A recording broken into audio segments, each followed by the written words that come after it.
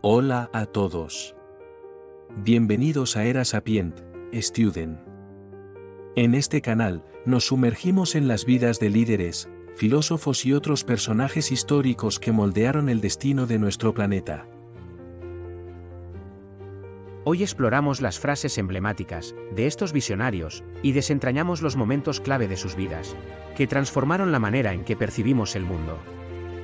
No te pierdas la oportunidad, hoy, de descubrir las historias fascinantes detrás de estos personajes históricos, y cómo sus palabras resonaron a lo largo del tiempo. Hoy hablaremos de Mahatma Gandhi y el alma de la no violencia. Bienvenidos a una exploración profunda de mi vida y mi legado. Yo soy Mahatma Gandhi, el líder espiritual y defensor de la no violencia. Estos son los puntos que expondré de mi vida. 1. Mi juventud. 2. Mi camino a la no violencia. 3. La marcha de la sal.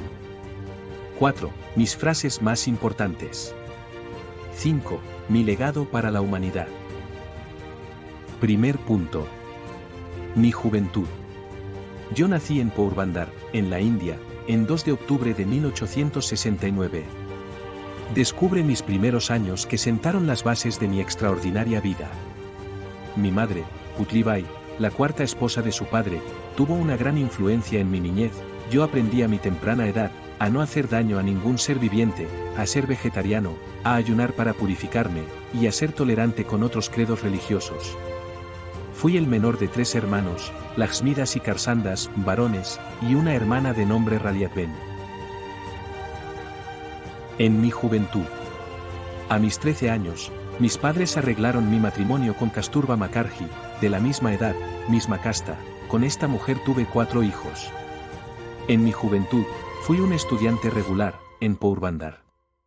Y posteriormente en Raijkout, en 1887, logré pasar a duras penas el examen de admisión de la Universidad de Mumbai, matriculándome en la escuela de Samaldas, en Bhavnagar. No estuve mucho tiempo allí porque aproveché la oportunidad que se me presentó para estudiar en Inglaterra, país al que consideraba como cuna de filósofos y poetas, el centro de la civilización. Estudié Derecho en la University College de Londres.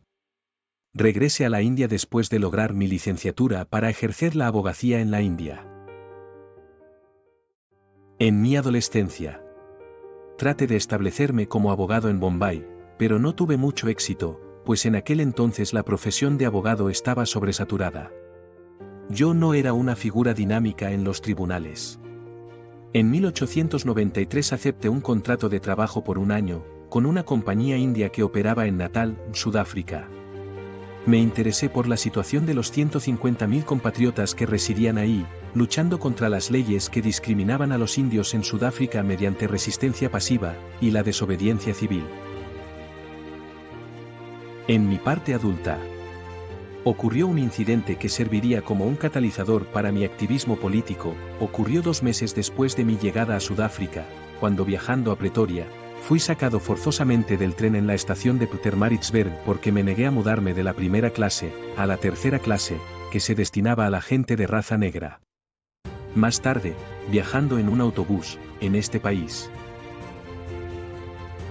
Como dije, me casé con Kasturba Gandhi, a la edad de 13 años, y tuve 4 hijos. Mi vida familiar fue una parte integral de mi filosofía. En mi parte adulta. Cuando terminé mi contrato, me preparé para volver a la India. En la fiesta de despedida en mi honor en Durban, hojeando un periódico, me informé de que se estaba elaborando una ley en la Asamblea Legislativa de Natal para negar el voto a los indios. Pospuse mi regreso a la India, y me dediqué a la tarea de elaborar diversas peticiones, tanto a la Asamblea de Natal, como al gobierno británico, tratando de evitar que dicha ley fuese aprobada.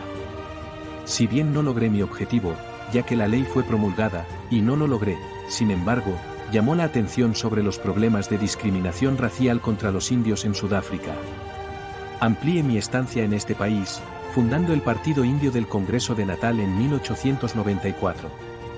A través de esta organización pude unir a la comunidad india de Sudáfrica en una fuerza política homogénea, inundando a la prensa y al gobierno con denuncias de violaciones de los derechos civiles de los indios, y pruebas de la discriminación por los británicos en Sudáfrica. Yo regresé a la India por un breve periodo para llevar a mi esposa e hijos a Sudáfrica. A mi regreso, en enero de 1897. En mi parte adulta, yo Mahatma Gandhi insistí en que los indios desafiaran abiertamente, pero sin violencia, la ley promulgada, sufriendo el castigo que el gobierno quisiera imponer. Este desafío duró 7 años en los que miles de indios fueron encarcelados, incluyéndome a mí, en varias ocasiones, azotados e incluso fusilados por protestar, rehusar registrarse, quemar sus tarjetas de registro, y cualquier otra forma de rebeldía no violenta. Si bien el gobierno logró reprimir la protesta de los indios, la denuncia en el exterior de los métodos extremos utilizados por el gobierno de Sudáfrica finalmente obligó al general sudafricano Jan Christian Smuts a negociar una solución conmigo para este cambio. En mi parte adulta, sumérgete conmigo en esta icónica marcha de la sal, un acto simbólico que desafió las leyes británicas sobre estas marchas de sal y marcó un punto de inflexión en la historia de la India. La Segunda Guerra Mundial estalló el 1 de septiembre de 1939, cuando la Alemania nazi invadió Polonia. Inicialmente favoreció la política de la indiferencia, y no a la violencia contra los británicos, pero la inclusión unilateral de la India en la guerra, sin la consulta de los representantes del pueblo, ofendió a otros líderes del Congreso. Todos los miembros del Congreso eligieron dimitir en masa. Después de largas deliberaciones, en el Congreso yo declaré que la India no podría ser partidaria de una guerra que, aparentemente, era una lucha para la libertad democrática, mientras que esa misma libertad le era negada a la India. Mientras progresaba la guerra, intensifique y reclame la independencia, bosquejando un llamamiento para que los británicos abandonasen la India. La rebelión por mi parte, y la más definitiva del partido del Congreso tuvieron como objetivo el asegurar la salida británica de la India. En el Congreso del partido en 1942, yo fui criticado por algunos miembros del mismo, y por otros grupos políticos indios, favorables a los británicos, y opuestos a la posición de Mohandas. Opinaban que el no apoyo a Gran Bretaña en su lucha a vida o muerte contra el nazismo era inmoral. Para la India fue el movimiento más poderoso de la historia de su lucha, con detenciones y violencia en una escala sin precedentes.